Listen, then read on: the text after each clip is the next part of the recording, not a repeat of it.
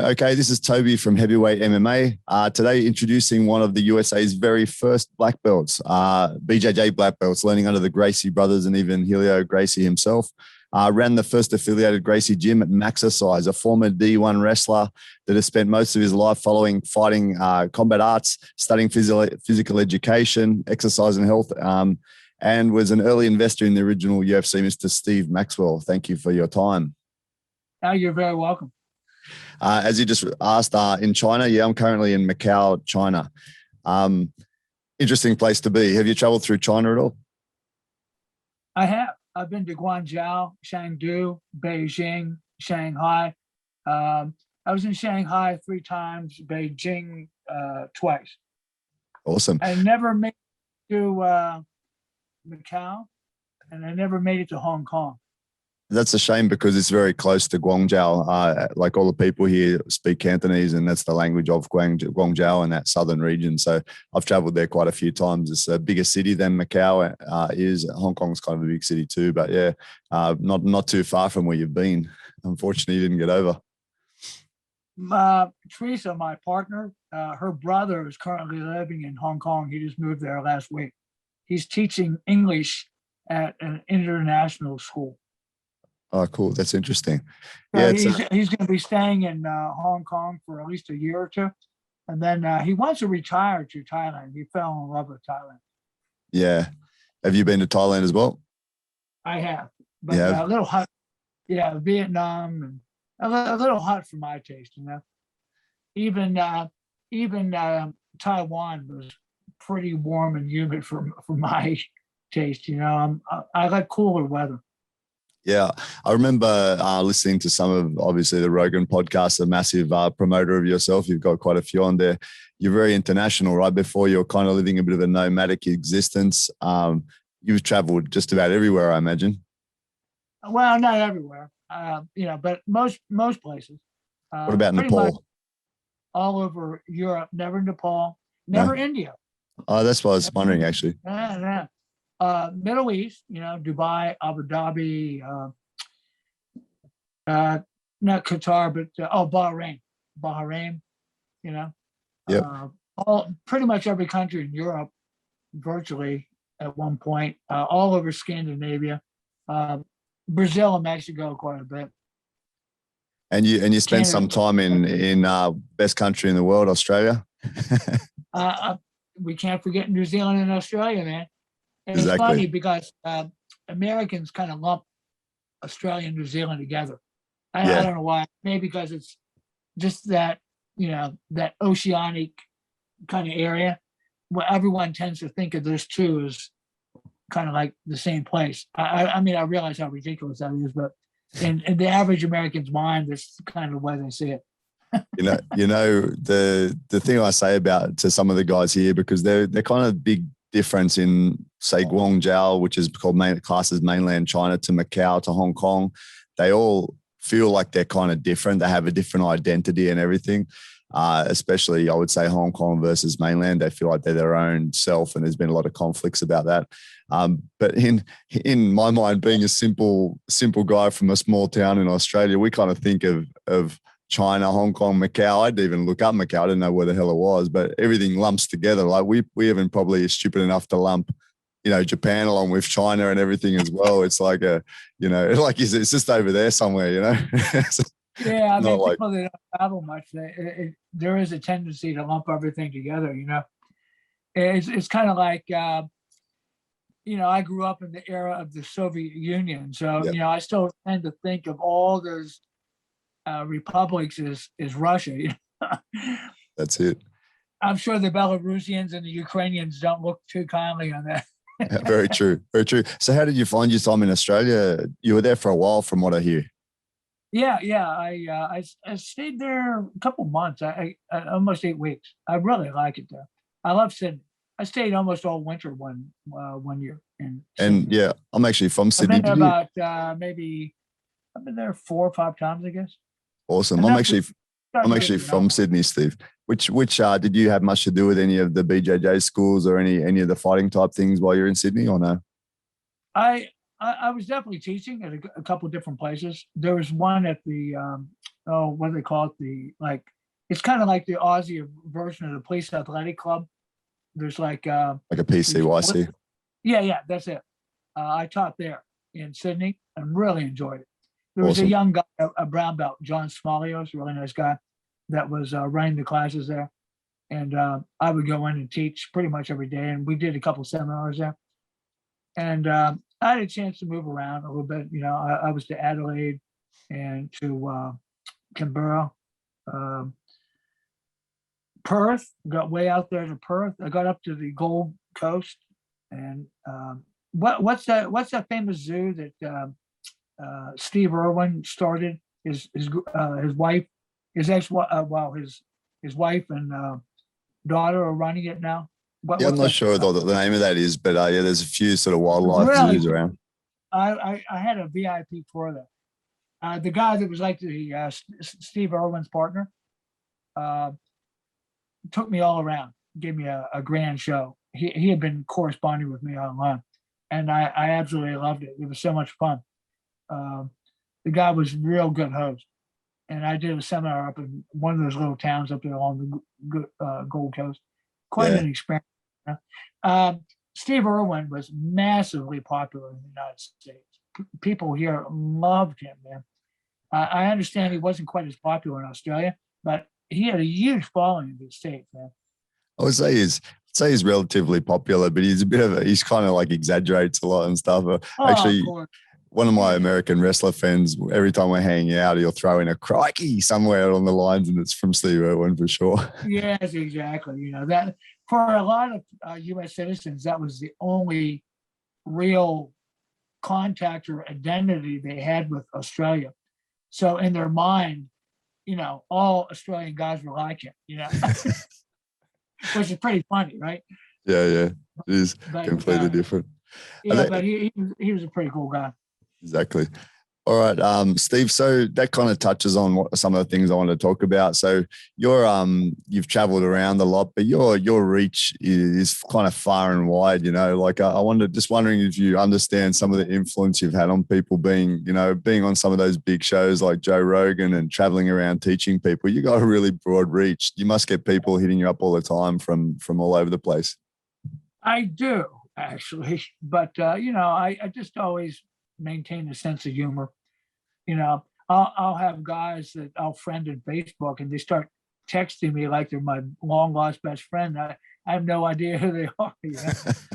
I try to be, kind and accommodating. You know, but there's only but so much time of the day, and you can't. You can really waste a lot of time on social media. For me, it's just a platform to get my voice out there, to get my idea across, and we all need to make money, and I just use it as a way to advertise the things I'm doing and the things I'm into. Yep. So, for me, it's more of a marketing tool. Yeah. And just talking about your reach, like even in Macau, so Macau, China, you've got a couple of expats here, me and a couple of friends, and there's a couple of small Jujutsu schools here. And even between me and my close friends, we have some of the habits that have come from you through your Joe Rogan podcast. Like I wake up in the morning and do eye exercises, and every now and again flush my nose and cold showers and stuff. And my friends are exactly the same. I mentioned I was talking to, and they're, yeah, I do this. So like your reach is far and wide, man. I can't imagine if in Macau you've got a handful of people. What do you have around the world? It must be millions of people that actually have followed something that you've done. It's good. Well, I hope I was a good influence. And I mean, the real idea was to help people. Yeah. By helping others, you help yourself. Exactly. And, what you give off and what you give to others, you pretty much get back. So, that the intent was always to be a source of help for people worldwide. I think it's important that we all do our best to help our fellow man and women. And, and of course, there's nothing like being a good example, Exactly. So I try to live up to that example that I set. Yeah, and you mentioned like giving off positive vibes attracts sort of positive vibes. I think it's a very good saying and very true, right? Well, pretty much your life what happens, the events in your life are pretty much set by your thoughts, and thoughts change to words. Once you put a thought into word, it has a lot of power, power of the spoken word. And of course, obviously, your words will guide your actions. So people that are having a tough time and having a lot of negative things happening to them, they got to take a hard look at what their thoughts are, what they're saying, and what they're doing. And you can change those things for the better and start attracting goodness and beauty and love. Because if you're in turmoil or conflict or always arguing or, just bad things happening all the time, I never did believe in luck. I think we all make our own luck. I mean, for sure, none of us are God. None of us are omnipotent. There's always surprises. We're only human, so we'll let down now and again. So it's not what happens to you, but how you deal with it and maintaining that era of positivity, even if something doesn't quite go your way. And a lot of times those things are like blessings in disguise when you really analyze it and break it down. Seeming disasters can really literally be a blessing in disguise. Yep. Steve, so again, talking about your influence, being over here in Macau, China, I have the chance to see how they take fitness and things like that. And actually it's funny because it's just the things you mentioned about some of the exercises that people do in the older sort of styles, older countries that have got steeped history. It shows up every day in a country like this. You got your older sort of people, they do this really gentle types of exercise that really relate back to the things that you do. Actually, you see them doing like basic range of motion in the park. They walk really slowly. You mentioned walking backwards too. They actually walk backwards everywhere. Like it's really interesting. It falls back to exactly what you're doing. It's just about maintaining the body and keeping a really general sense of fitness rather than going overboard and, really hurting their bodies.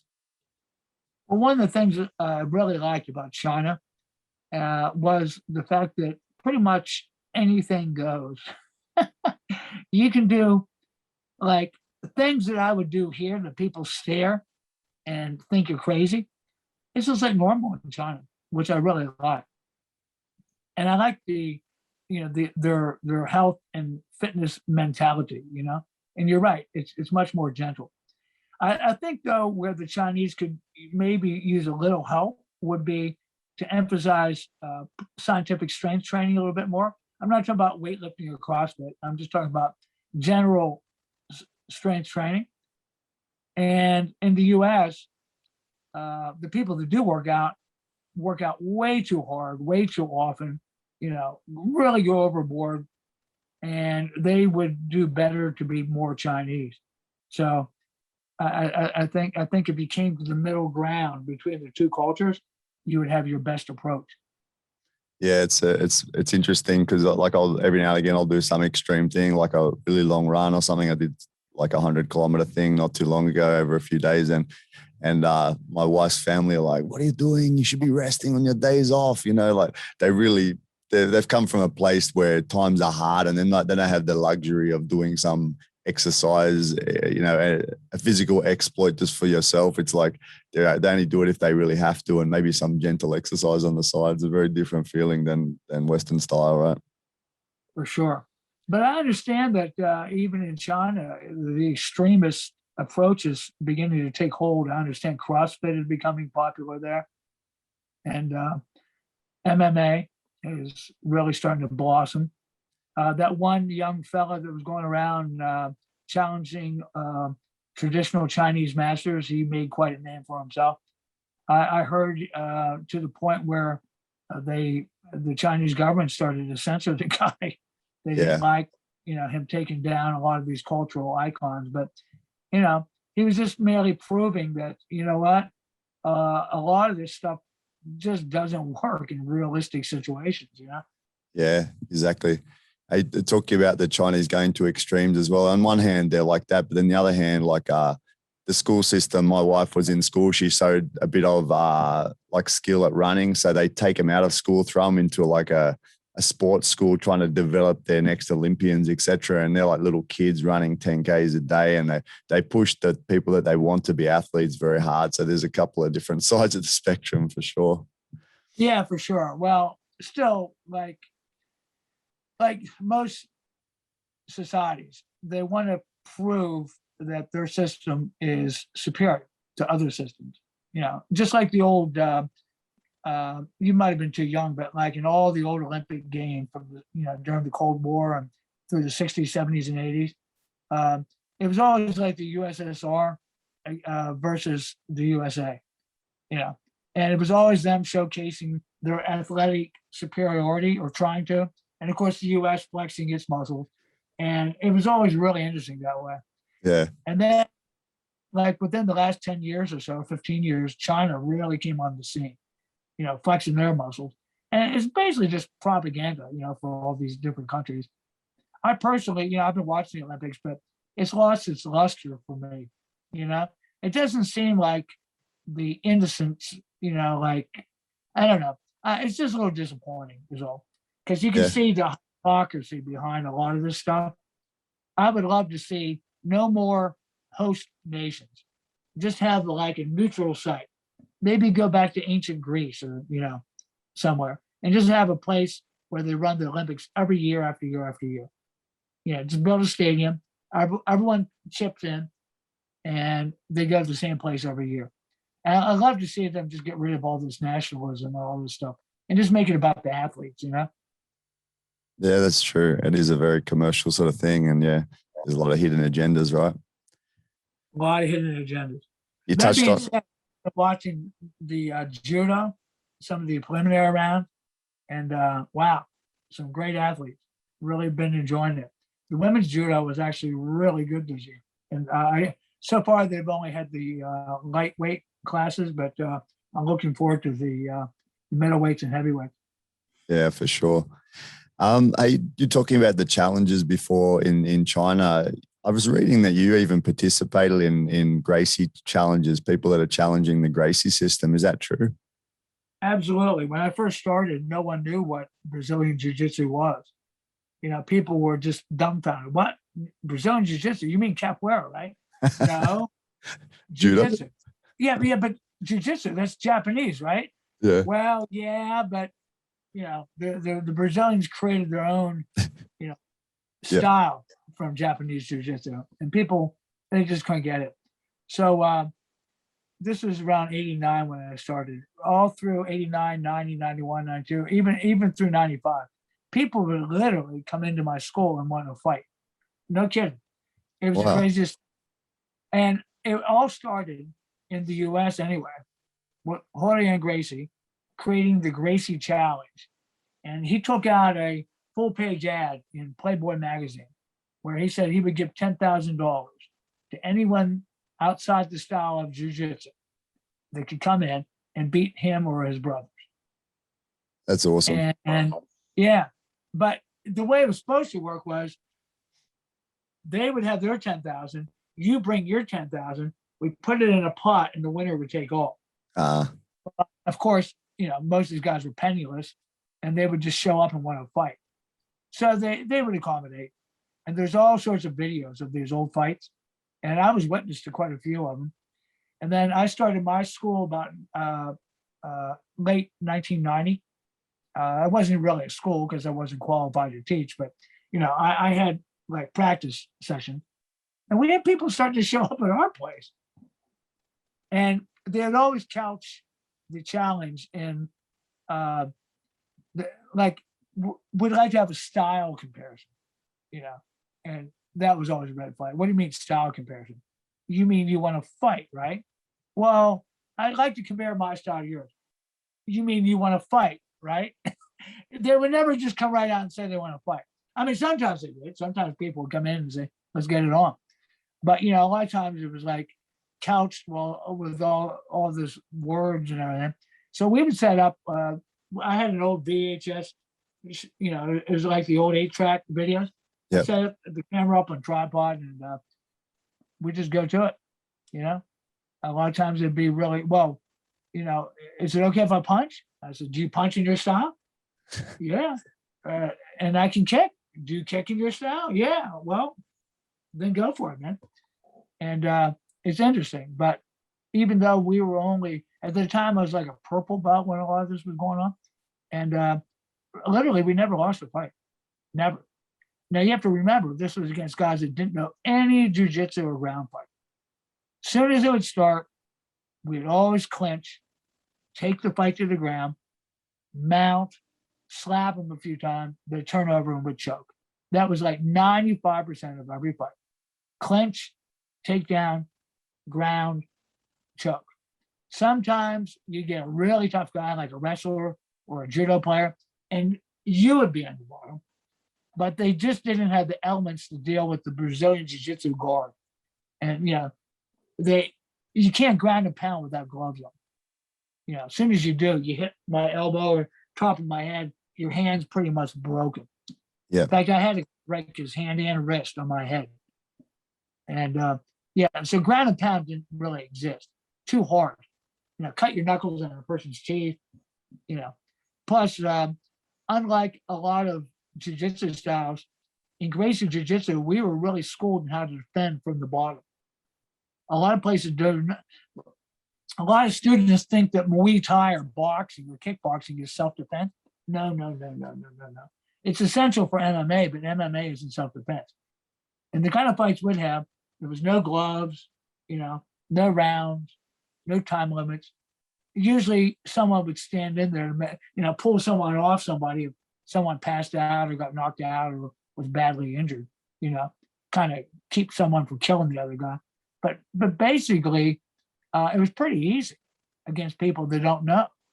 And that was most people in those days.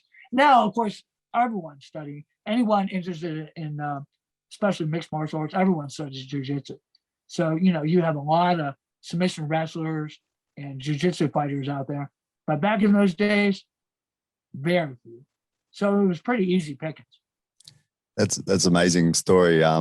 But you also had an advantage being a D1 wrestler, right? So if a wrestler came in, because now from seeing the styles mixed together, if you were pure jiu-jitsu and you came up against a really good D1 wrestler, you might still struggle a bit for position, etc. For sure. Even after I was a purple belt, a Division II NCAA champ came in. Yep. And of course, there was a big difference in weight. This guy was about 215. I was 158 pounds. He was like 22. I was 48, and I was only a purple belt. And this guy wanted to fight. We got into a tussle. It lasted almost 42 minutes. And I really thought about quitting a few times because, the guy was hurting me. But he couldn't do it. I mean, he couldn't really finish it. Yeah. The thing that kept me going was Hoist Gracie was watching the whole thing. He was there, giving lessons. And I finally did catch the guy in an arm triangle, but it was a prolonged struggle. This guy was big, fast, explosive, looked like a bodybuilder, very tough guy. But, I just wore him out. And that's one of the principles of Gracie Jiu-Jitsu. Yeah. You stay calm. You have to cook these guys because he was bigger, stronger, faster, younger, more energy. So I had to just take my time and really cook the guy and get him really tired. And I finally caught him in an arm triangle from inside my guard and made him pass out. But man, it was a long struggle. And, I had bruises and I was really exhausted. But it just shows how good the technique of jiu-jitsu is. Because, I can't think of any other martial art that would allow a smaller, weaker, older guy to overcome a stronger, more powerful guy. Yeah. For sure, if I tried to stand there and trade punches with the guy, I would have had a huge disadvantage. I probably got my teeth damaged or knocked out, And I don't know of any other martial art that would allow that to happen, Yeah. There's some that claim, but I don't think it's quite as true, right? Like Wing Chun, etc. But they've been shown to be a little bit lacking in some ways. Well, I've had Wing Chun guys come in, and they were pretty easy. The goddamn true. Not to denigrate any martial art, but as soon as the clinch happened, they were just like any other striker. Yeah. They didn't have enough elements on the ground, to really be able to deal with jiu-jitsu. And almost no one knows how to deal with the jiu-jitsu guard. Yeah. If they're not schooled. Obviously plenty of MMA guys are getting pretty good at, dealing with the guard. But you have to remember, in those days, no one knew. Yeah. So they get trapped in this, and they would really, you could see the panic in their face. Yeah, understand. Now, Steve, you touching on these other styles. I read again that you touched on some Muay Thai, etc. Have you trained many of those sort of striking arts in the past? Well, it's interesting. When I was a young boy, I wasn't particularly fit. I was small for my age, and we had a lot of older boys in the neighborhood, and some of them were bullies, and I was getting picked on quite a bit. My father saw this and didn't like it one bit. He had boxed in the United States Navy during World War II. He was in the Pacific Fleet under Admiral Halsey, and they were the first guys into Japan after the war. In fact, his ship was the first one into Tokyo Harbor at the end of the armistice when they signed their surrender. And he was a tough old farm boy from West Virginia. He was a little guy, but he was really quick to fish. And he taught me and my brother boxing from an early age. And I didn't particularly like boxing. I didn't like getting hit. I didn't like that feeling of getting punched. And I was always clinching and throwing guys down. And he says, "You're no boxer." And he literally made me go out for wrestling when I was just in 7th grade. It's like 12 years old. And I started wrestling. And I thought I had a knack for it. I wasn't particularly good at any other sports, too little for basketball. Besides, I lived in the country. We didn't have any basketball courts in those days. There was no concrete, nothing. And, we would play football, like American football, and outside, like tackle each other in the grass. But a lot of times it would end up in wrestling matches too. And so we were pretty used to wrestling. So I had a knack for it and I liked it. And the fact it was a weight class sport, it didn't matter that I was small. So I had instant success. And you know how it is. I'm convinced that kids don't quit because they get bored. They quit because they're not having success in whatever sport they're in. They get beat out, not, that's why they quit. But because I had instant success, I was really fired up. It was the first time I found something I was actually pretty good at. And then my dad bought me a barbell set and I started weight training at an early age. And you know how when you're going pre-puberty through puberty, wow, you just explode, with strength and, gaining muscular size. And I was just following very simple, the old York barbell courses from York, Pennsylvania. That was like the mecca of strength training back in the 50s and the 60s when I was a kid. And I quickly found myself one of the strongest kids in school, even though I was small. And the wrestling just kept building. And then I decided to major in health and physical education because the people I admired most were my coaches in school. And there was 3 of the guys that had graduated from Westchester State College. And I decided I was going to go there and become a PE teacher and a health teacher. And that was the start. So, I wrestled, like I say, all through high school and then NCAA. Our program was a Division I program. So we had some pretty stiff competition. And I was pretty successful. I wish I knew then what I know now about overtraining. I had a tendency to overtrain and burn out towards the end of the season. Right during the all important tournaments, when you want to peak. And a lot of times I'd be either on a plateau or kind of going downhill by then because I had a tendency to really grossly overtrain back in those days. Yeah. Well, wrestling is synonymous with overtraining, right? Although it does have the benefits of mental toughness and all these things that, like you said, there's a bit of too much of a grind, right? It's a real grind, and I would be actually losing strength and almost getting sick towards the end of the season just from doing too much too often, It was like the old Dan Gable mentality back in those days, For those that don't know, Dan Gable was like one of the great American wrestlers and great Olympians. And he went through the Munich Olympics unscored on an Olympic competition. That's how good he was, not even 1 point against it. So that was kind of the model for all us young guys, but it was too much. There was only one Dan Gable, and he was driven and just had amazing genetics. But I'm convinced if I would have taken more rest time and, not trained so much, I probably would have been a lot better. Yeah. And you can see that even in modern jiu-jitsu. The guys just train all the time and they're just a broken down mess. Very few people are going to be doing it after they're 50 or 55, they're just going to be finished. Yeah, I think it's across a lot of the combat sports. It's like the actual ones that physically compete. Like I'm a stand-up guy from when I'm young, and I remember getting sick a lot in my competition days just from running my body down, just killing my immune system. Absolutely. But you did mention other striking arts. I did tempo karate, Yep. the Ed Park system for a while. That was like one of the first formal martial arts classes I took. This is all before I discovered the Gracies. And I took Kung Fu from a guy. I don't know what style of Kung Fu. He was an American guy, but he had trained in Asia. And he was pretty good. Yep. And I enjoyed it, And I later took a form of Japanese karate. And but I don't know, it just wasn't me. Oh, I also tried the mother art of Muay Thai. It's called Bondo. Maybe you've heard of it. Bando or something, was it? Bondo, Yeah. Bando. Yeah. I've read about it before. Yeah, it was the mother art of modern Muay Thai. Yeah. Apparently, it's bare knuckle, and they go out in the forest. And there's a grappling part of Bondo also, and it's pretty formidable martial art.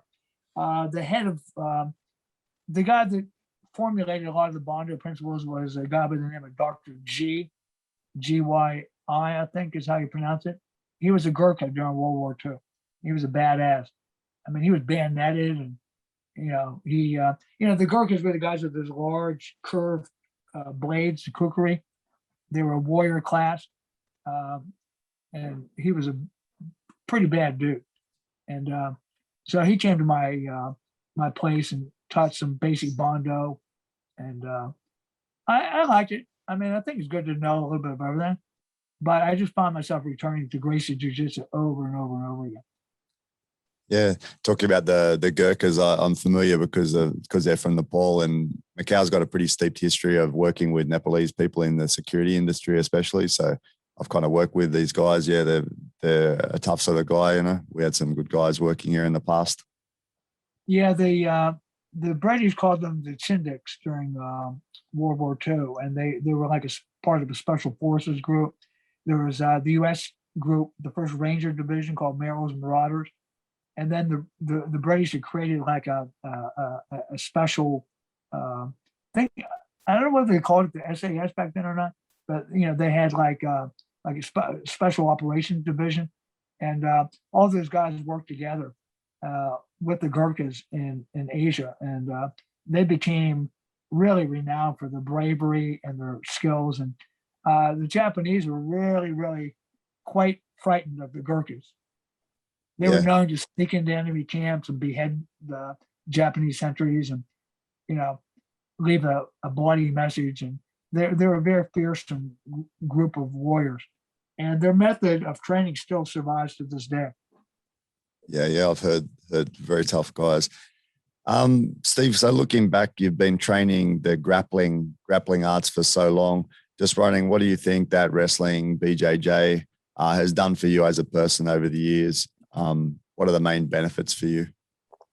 Well, I was always looking for confidence, growing up in the neighborhood of bigger, stronger, tougher kids. I had a bit of an inferiority complex. And because I wasn't particularly good at the sports of the day, American gridiron football and, basketball and baseball, it just wasn't me. But I still had an athletic streak, but it wasn't for those sports. Gymnastics did not, it wasn't popular back then. Soccer did not exist. A lot of modern sports that give kids a little bit of, there was no swimming pools for swimming or any of that stuff. Not that I would be any good anyway. So once again, the wrestling really built the confidence that I have been seeking. And it gave me, because I was successful, it built my self-esteem. And I started feeling pretty good about myself. And, but then I realized that wrestling wasn't enough. I needed more. That's why I started looking And also after you graduate from university, and I was teaching health and physical education in a public school and coaching wrestling, I still wanted that outlet. I wanted something that I could still compete in. And that's when I discovered the Gracie brothers in Jiu-Jitsu. And later I discovered the tournament style Jiu-Jitsu. And I got very much involved with tournaments and things for a long time. So for me, it was just confidence, self-esteem, feeling good about myself, and, you know, just being able to excel at something. It sounds like if you jump 40 years forward, that sounds as though you'd probably be one of the wrestlers that fall into MMA, mate. I think I would have been okay at MMA. I do. You know, I think I could have been pretty good. But, you know, when, let's see, 93, I was born in 52. So I was already well past my prime, you know, for starting a sport like MMA. Actually, you mentioned one thing that I've heard you mention, which is kind of interesting, saying don't listen to anyone unless they're older later in life, like 70, 80 years old. You're not quite there, I understand, Steve. So should we be trusting what you say yet, or we still have to wait a few more years, another decade? Away from 70. But a lot of guys in our martial art are already old by the time they're in their 40s, depending when they start. Now, you'll read about guys in their late 60s or 70s, but they started just a year or two ago. Yeah. Almost no one's made it through their whole life doing this stuff, you know? Very few. The Gracies did, obviously. Helio Gracie was still in his 90s and getting on the mat.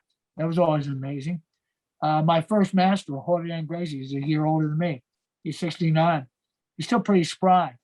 The guy, the Gracie I got my black belt from, the second brother, the second oldest son of Helio Gracie, Helson Gracie, he's still on the mat. I mean, obviously, they can't do what they did when they were young, but they're still doing it. They're still playing at it. They're still practicing, you know. I saw Hickson recently, and, you know, Hickson's had his some physical problems and so forth. But, man, the guy's still a beast, you know, even though he's getting pretty close to 60 himself. So the key is pick someone that is a little older than yourself and listen to what they've been through. I had some great mentors. A lot of my mentors are now in their 80s and 90s. You know, Master Elio, he was like 93, 94. I was listening to everything he was saying. His brother Carlos lived almost to 100. I think you can learn a lot from these older guys if you're willing to listen. The problem is so many younger guys think they know everything. And they think if they just keep doing what they're doing, they're going to last forever. No, they're not. The way most people train in BJJ, they're not going to make it past their 50s. They're going to all quit because they're going to be in too much pain. Too much arthritis, you know, too much inflammation, too much pain. Yeah. It's like you said, it makes sense that you look to people that have lived a life and experienced a lot more, you know, that through practice rather than through just study or something like that. Because you can go to uni and study physical exercise, have a degree, but until you've really done it and really tested the principles and looked outside for your own evidence, you're not really qualified to really talk on the matter, right? In a way. Yeah, I mean, for sure, if you go to university and you get a degree in exercise science, or you definitely know how to apply proper exercise. There's no doubt, and that transcends any age. The problem is the so-called functional training, this crazy thing that's taken over. You know, people think you have to beat a tire with a sledgehammer or throw a medicine ball around or swing kettlebells, thinking that you're selectively recruiting fast twitch muscle power. All they're doing is just beating the hell out of their joints for no good reason. It's just a very inefficient way to train. Yes, it's hard, but just because it's hard doesn't mean it's good. You know, there's plenty of things that are hard that are very damaging to the body. So the secret is to work hard, but work in a way that doesn't damage your body. And for a lot of people, every time they go to the gym and they're heaving heavy weights and you know, using horrible form because they have this mistaken idea that it's the heavy weights that count. They're creating micro trauma or like little mini insults to the body that builds up over time. And before they know it, their neck and their back and their shoulders are completely thrashed. You know, like that guy Ronnie Coleman. There was a thing on Netflix about him. That poor guy's a cripple. Yeah. Went from Mr. Universe. He's just horrible for him. Horrible for him. You know, modern science has shown a lot of interesting things lately. Now we know that the amount of weight isn't even important. How much weight does not matter. It's how hard you work with it. A clever guy can use a lighter load and make it really hard and make it really intense. We also know that this idea of intensity of effort is not a percent of your 1 rep max. Intensity is the amount of effort you use, not the percent 1 rep max.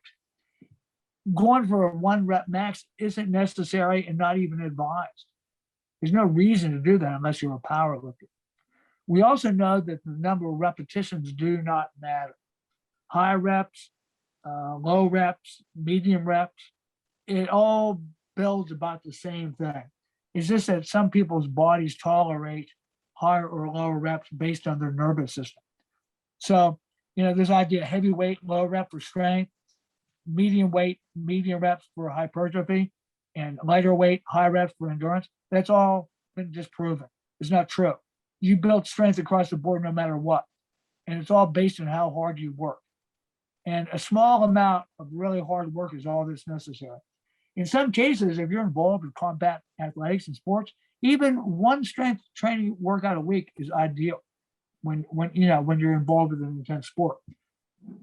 The idea that you need to spend hours in the gym.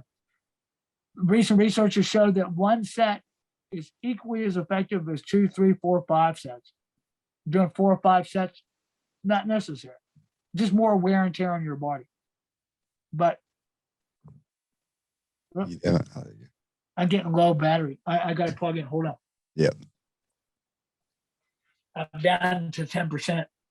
I should have looked at that. Yeah, no, there's a lot of really interesting research coming out. So what we know now is just general exercise, you know, basic movements like horizontal push and pull, vertical push and pull, some type of squat, some type of hinging movement is all you really need. And then you can supplement that with some extra neck work, grip and forearm work. Never neglect your feet and calves and ankles. And obviously you can throw some abdominal work, but you don't need a lot. Yeah. And the workout should last about 30 minutes. Yep. If there's more, than you're wasting time. And you advocate if you're if you're a BJJ guy, like you say, you supplement maybe once or twice a week of weights, but the actual workout or your training should revolve around skill-based things, right? And actually the functional movements of your actual sport, right? Of your actual sport. You don't need to slam a sledgehammer or flip tires or, doing burpees. And, I pretty much don't even think kettlebells are really that good for you anymore. After having done it for a decade or so, I realized it was a step in the wrong direction. Swinging, heaving, throwing weights around, like the club bells and all that. It's just wearing out your joints for no good reason. Very interesting because Jujutsu and submission wrestling are hard enough on your body. Now you're adding that other type of stress and trauma, and all it is just micro trauma. And anytime you're moving quickly, people have this idea that you're using fast twitch muscle fiber. No, you're not. You're still using slow twitch. Only when you reach near top levels of fatigue are you recruiting all the muscle fiber. But you don't have to go fast and explosive to do that. I was considering these things you're saying, Steve, which is kind of cool because you've done it all. I remember some of the things you're doing. You're right in the middle of kettlebells and right in the middle of swinging your clubs, and now you're at the end of it saying, I don't really want to do it. I don't think it's a good thing anymore. So you've really tried and tested it. But one thing I was considering about the training was, what about corrective stuff? Like, as an example, being a stand-up guy, my body's a bit wrecked, like I've curved shoulders forward, and because of that motion and always extension. So obviously I'm not strong on the back. I haven't done enough work there. What about corrective of exercise. What are your feelings on that? Absolutely. There's a real place for correctives, postural correctives, Yep. obviously doing mobility and stretching for areas that are not functioning well. Yep. I do believe in going to a good physio if you can find a good one. A lot of stuff that they do, physiotherapists, is complete nonsense, but there's a lot of good stuff that they do too. I think the best physical therapy is rolfing. Oh yeah, I've heard you mention that. Deep massage, right? Also, active release technique, art. Yeah, art therapy is fantastic. There's, I think, obviously doing mobility work and stretching in different areas is really important. And of course, balancing the body, to prevent overuse injuries. Yes, Steve said. I'll give one example. Like one of the worst things in jiu-jitsu, we call Jujutsu elbow. When you get that pain on the inside of your elbows, it's from over gripping. And, you get the jiu-jitsu fingers, your fingers get really messed up. A very simple exercise that you can do a couple times a week is reverse grip. And you just take a rubber band and put it on your fingers and you hold it isometrically. You can do reps, or you can just hold it isometrically with your wrist extended. So I'm getting wrist extension and finger extension, sort of like anti-grip, to build a nice balance from all this gripping and wrist flexion. You need wrist extension, finger extension. It's one little example to keep you out of pain. Yeah, that's interesting. Because I've been kind of involved in jiu-jitsu forever, but never progressed because I just don't do it consistently. But if once or twice when I've gone back, I've just had these really bad pains in what you're saying as well. Like it almost debilitating. It almost stops me being able to do it for a while because just wrecking the forearm up around the elbow area must be related to what you're saying. The tendons, and it's not, it's pretty common in the sport. From over gripping the gi and using too much power. Yep. So, but you need to do the opposite muscle groups. And, you also learn how to relax when you're grappling. I have a couple really, as you get older, just pick your partners more carefully. There's no, like at my age now, I mean, like I say, I'll be 69 in a couple months. And I'm just really careful and picky who I roll with. Yeah. To tell you the truth, big white belts are some of the most dangerous people you could possibly wrestle with. That's very close to a street fight, actually. Yeah. I mean, all your stuff works, but it's a big price to be paid, Yeah. And, I'd rather go with smaller technical guys that are going to match technique with me and not try to make it a physical conditioning match, Yeah. I heard you mention that the key of the long-term jiu-jitsu for life is tapping quickly, tapping early, and tapping often, right? Pretty much. Yeah. Don't wait till it really starts to hurt. Yeah. Figure if you get caught in a submission, the mistake has already been made. Yeah. Fighting out of submission isn't even technique. I mean, okay, I know there's techniques for getting out of arm locks and things, but for the most part, you already made a big mistake getting there in the first place. It's better to acknowledge the mistake and just tap. Give the guy credit. Okay, you got me. Good job. Let's just keep playing. Keep it flow. The idea of fighting out of submission, that's where most injuries happen. Yeah.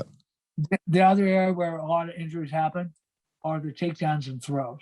Yeah. It's pretty hard to do takedowns and throws. Like I was watching the Olympic judo. Oh my God, what a rough sport. Man, this one Israeli guy threw this Nigerian guy. I don't know how the guy didn't break his neck. Unbelievable. How he landed on his neck and shoulder.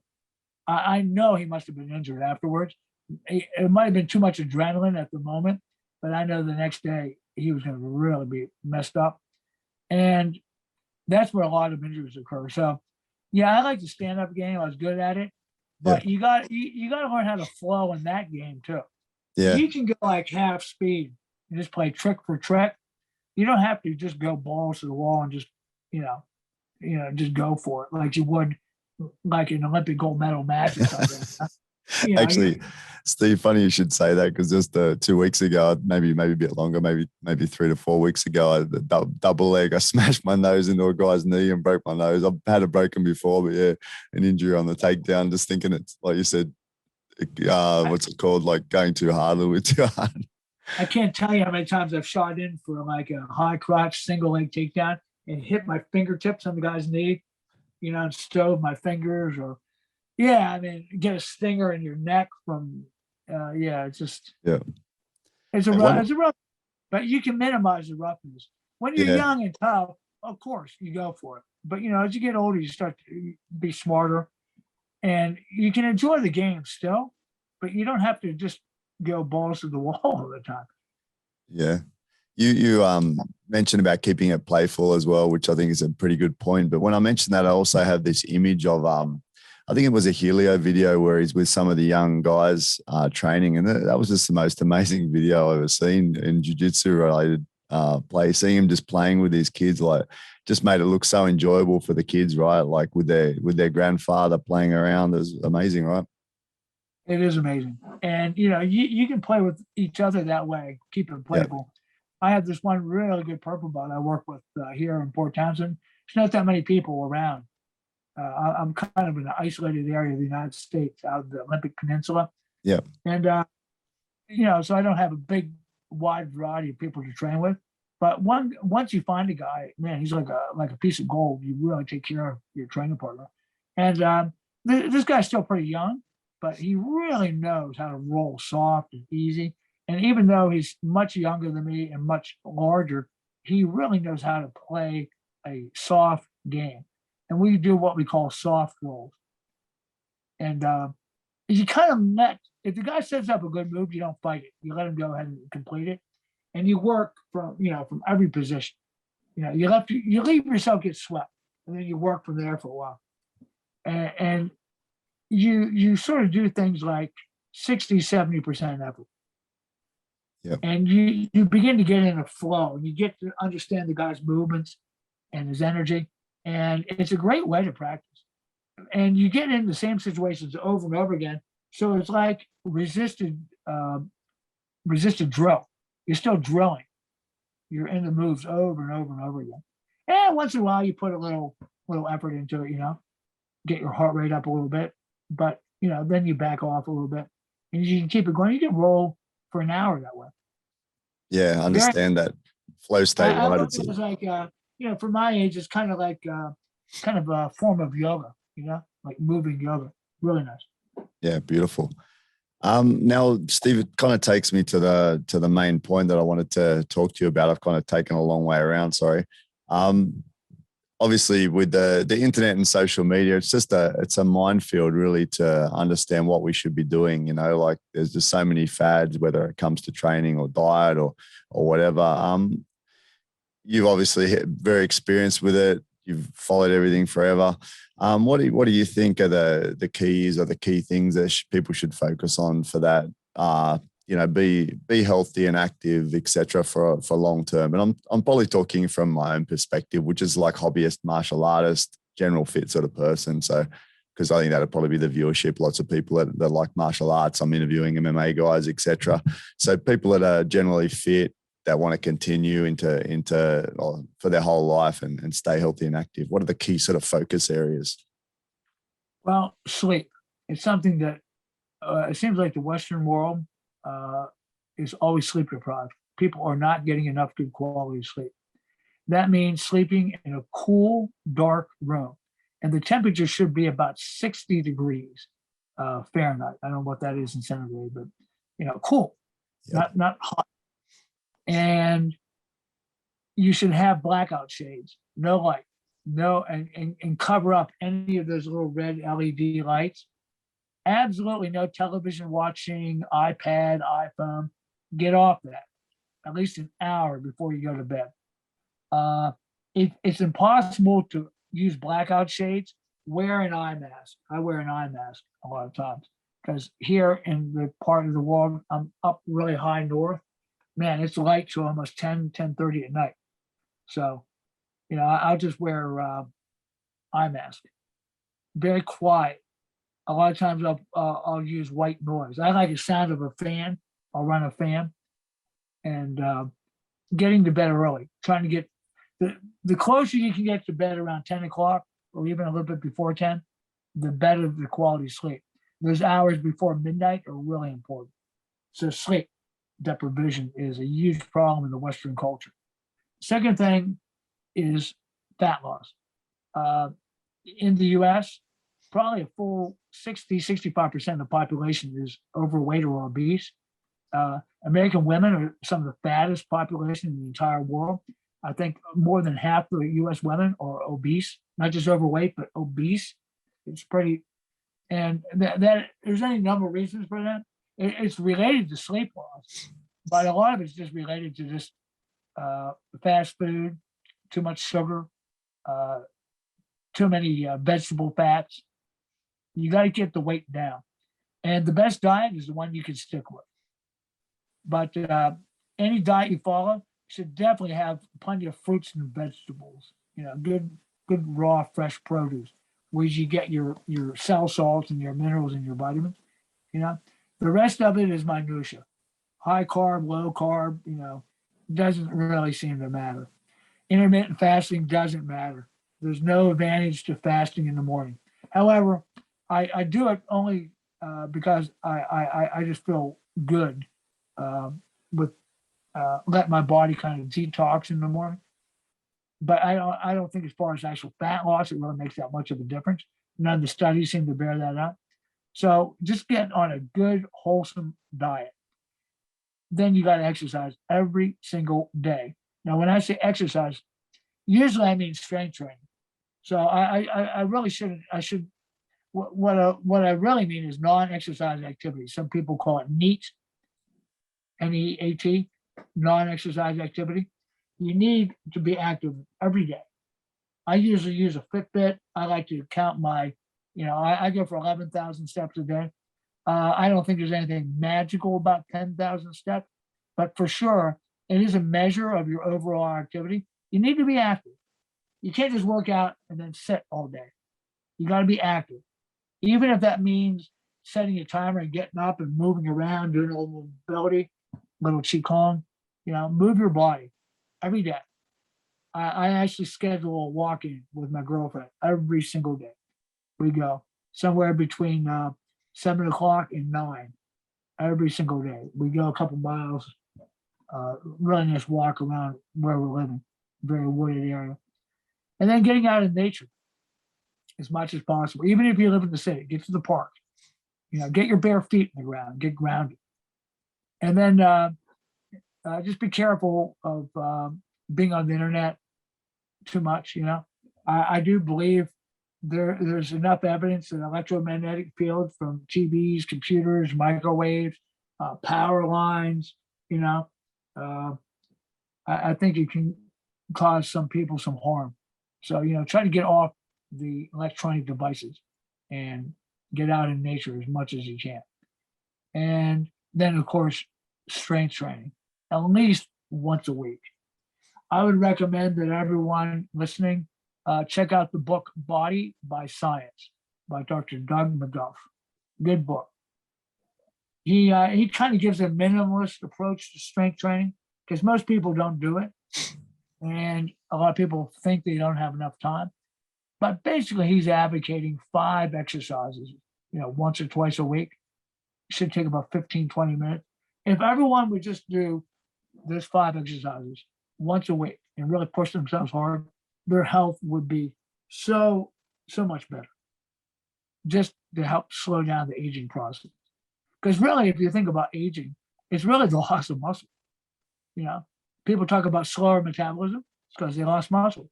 Your metabolism is set by the amount of muscle tissue you have in your body. So you to prevent age-related muscle loss or sarcopenia, you need a strength train.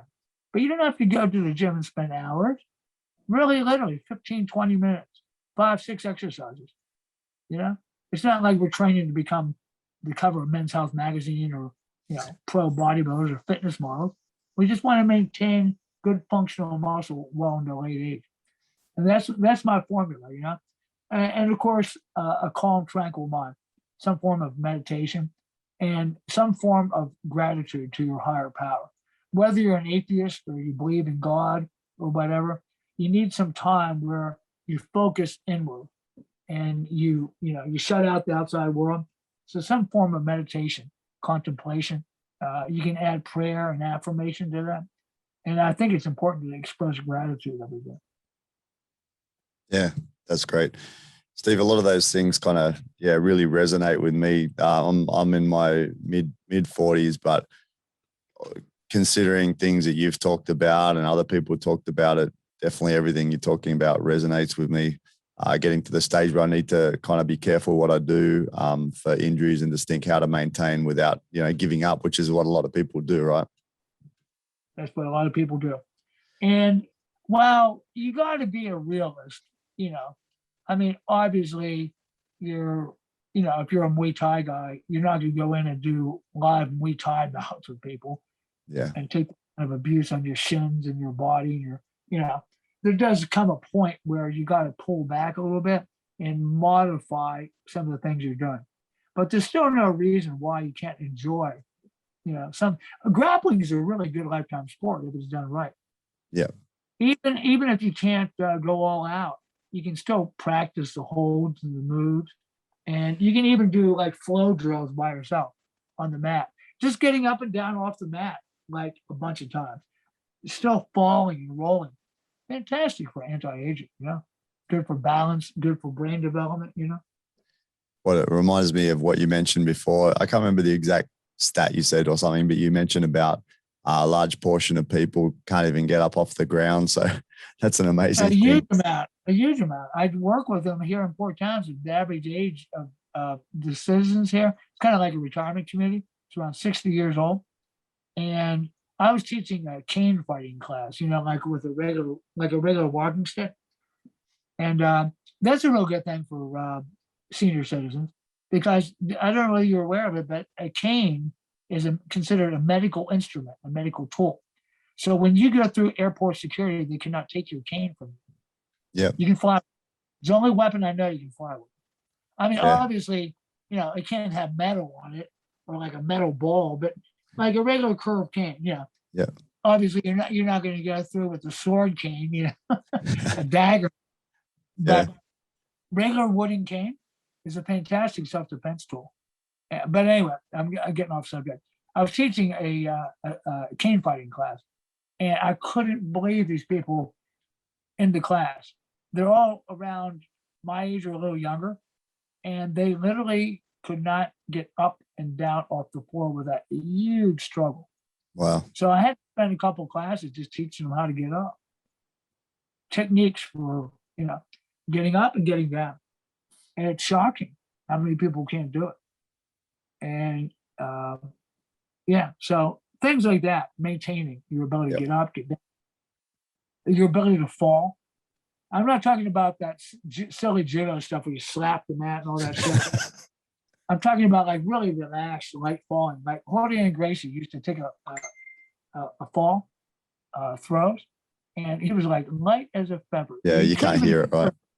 Yeah. Yeah, it was a very sophisticated falling stuff.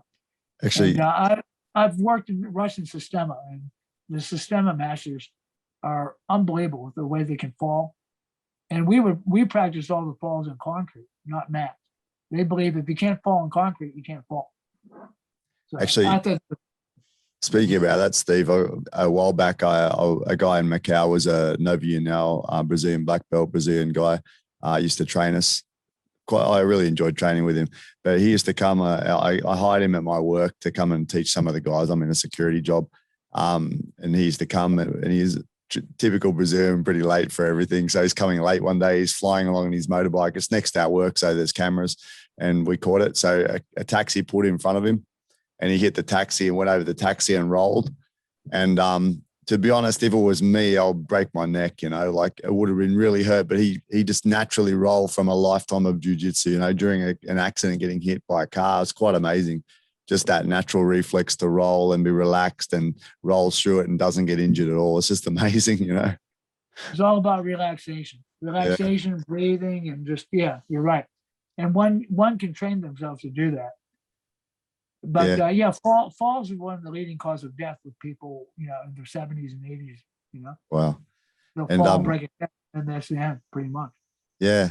And you mentioned about picking up BJJ more as you get older. That's a good art. I feel like I'm directing myself in mentally a little bit more. I got to physically get there a little bit more, but I'm thinking about that more. I've been doing a little bit.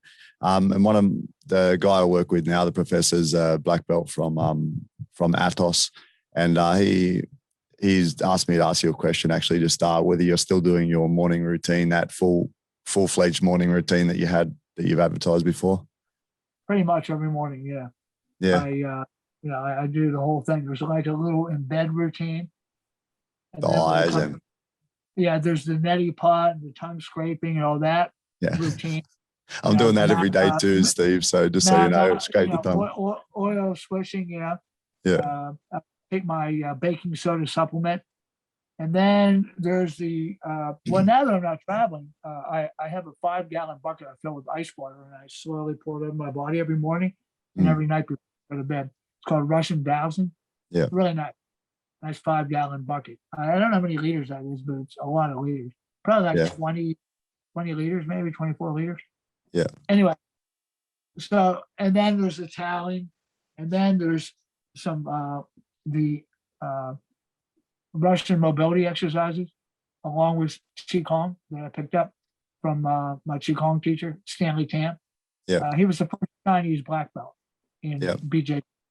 And Stanley taught me a lot of really good Qigong.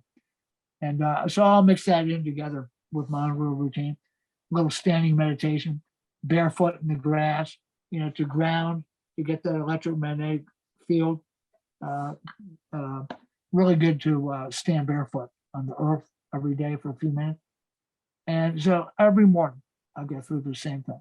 Every single, the spinning, like in the 5 rights of Tibetan yoga. I created my own little routine that I found very useful. I put it out.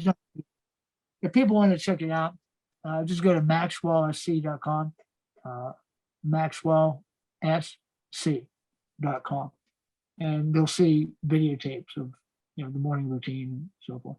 Yeah, that's the one behind me on the screensaver, right? Yeah. Everyone can see this is the website. Yeah. So we're getting towards the end. I just wanted to, get one more thing from you, just talking about your feelings on competition. After listening to you a bit more the other day, I jumped on to have a look at your son's competitions. Like you mentioned about him fighting Gary Tonnen on one of your old podcasts, and I hadn't watched it before, so I watched that. What are your feelings on competition, like on the benefits of that, just in life, like BJJ, etc.? Like you can just do it as a hobbyist, or you can do it as a competitor. What are your feelings on competition? Yeah, I mean, competition is usually where all the injuries happen. Not on the mat competing so much as training for it. People tend to really amp up and almost overtrain. When I ran my school, Maxwell, which was the first BJJ school in the eastern part of the United States, every time we would gear up our training for competitions like the Pan Ams or the U.S. Nationals or the Worlds, we would invariably have like a couple of serious injuries. It's almost unavoidable when you peak your training like that. People really going for it. People getting really exhausted and maybe pushing themselves beyond what they should, and they get in biomechanically bad positions, or when you get exhausted, you start making mental mistakes and poor choices, and people end up getting hurt. And we're all amateurs. None of us are making a living doing this stuff. It's supposed to be for. So I think as long as you keep competition in perspective, it can be a good thing, But it's not for everyone. I used to try to push everyone into competition, but not everyone has that kind of psyche. And I kind of regret having done that. I think I might have discouraged some people and burnt them out a little bit, insisting that they compete. I know plenty of people that made black belt that never competed a day in their life. I don't think your black belt or your ranking should be contingent upon competition. I really don't. I think it should be knowledge and just demonstrating, when you roll every day in class. And of course, unfortunately, most of the modern black belts do not know anything about the original self-defense from Jujutsu. Self-defense is really important, I think. Weapons defenses, gun takeaway, stick, knife, defending against punches, kicks, defending against various takedowns and all that. Most, even modern black belts, don't even have a clue about self-defense, proper street defense. That's a shame, isn't it? That things are getting watered down more to a competition focus, right? Rather than it's like what happened to judo. Olympic judo is pretty much worthless for anything other than just Olympic judo. You know? It's fun to watch. The athletes are unbelievable. I mean, unbelievable. But you know, all those guys should back themselves up and learn, you know, all the original self-defense techniques along with it, so their knowledge is complete and well-rounded. You know. Yeah. Well rounded. All right, Steve, sorry. Thank you so much for your time. I don't want to hold you any longer. We've gone a little bit over time. So if people want to have a look at some of your resources, obviously, like you said, maxwellsc.com, what can they expect to find on there? I have a whole list of various videotapes. They're all downloadable, everything. I still kept the old kettlebell, club bell stuff on there, even though I'm not into it. I don't really recommend it. There's people who are going to do it anyway, so they might as well learn from the best. You know, I mean, you know, but I think the isometric stuff that I've recently been doing is a fantastic way forward for any athlete. The super slow body weight exercise is fantastic, really good stuff for anybody. You can supplement any kind of martial arts program with these things and really make yourself better, strengthen your joints, make yourself more resilient. So, you know, that's what I would push for most people that want to really youthify themselves. And of course, the morning routine. Yep, perfect. That's it. All right. Well, again, it's quite amazing for someone like me to get the chance to, you know, spend a bit of time talking with you. So thank you very much, Steve. And yeah, all the best with everything. And I hope to see it. I'm hoping this crazy COVID stuff will die down here pretty soon. We'll all be able to get back to traveling again. Yeah, man. If you ever happen to come over this way, Macau, please let me know. I'll put you up for a couple of nights. I'm related to the hotel industry over here, so can definitely help you out there. So yeah, if you ever travel past Hong Kong, Macau, Guangzhou, let me know. You may hear from me soon. That'd be awesome. All right, I'm just.